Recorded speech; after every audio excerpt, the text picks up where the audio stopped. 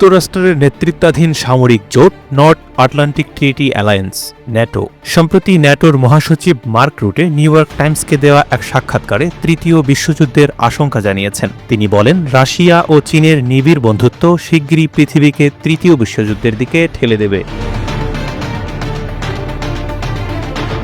Mark রুটে বলেন, বর্তমানে ইউক্রেনে যা ঘটছে অদূর ভবিষ্যতে খুব সম্ভবত তাইওয়ানেও এমন ঘটবে।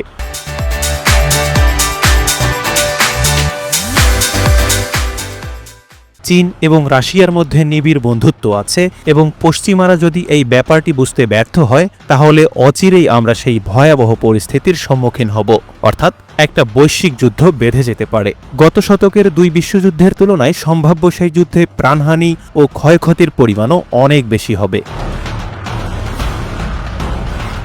চলতি বছর ৭৫তম প্রতিষ্ঠাবার্ষিকী উদযাপনের প্রস্তুতি নিচ্ছে ন্যাটো। এ বিষয়ক প্রস্তুতির মধ্যেই তৃতীয় বিশ্বযুদ্ধের আশঙ্কা ব্যক্ত করলেন মহাসচিব রুটে। ন্যাটো মহাসচিবের এই আশঙ্কাকে ভিত্তিহীন বলার উপায় নেই, কারণ সম্প্রতি বেলজিয়ামের রাজধানী ব্রাসেলসে ইউরোপের দেশগুলোর জোট ইউরোপীয় ইউনিয়নের পররাষ্ট্র বিভাগের প্রধান কাজা কালাসের সঙ্গে বৈঠক করেছেন চীনের পররাষ্ট্রমন্ত্রী ওয়াং ই।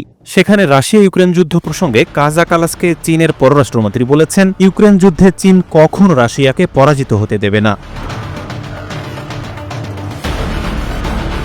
এর কারণ হিসেবে তিনি বলেছেন, যদি ইউক্রেন যুদ্ধে রাশিয়া পরাজিত হয় তাহলে যুক্তরাষ্ট্রের মনোযোগের কেন্দ্র হয়ে উঠবে চীন এবং এশিয়া প্রশান্ত অঞ্চল। এর জেরে যে অভূতপূর্ব বৈরিতা দেখা দেবে তা বিশ্বের জন্য বিপর্যয়কর হয়ে উঠতে পারে।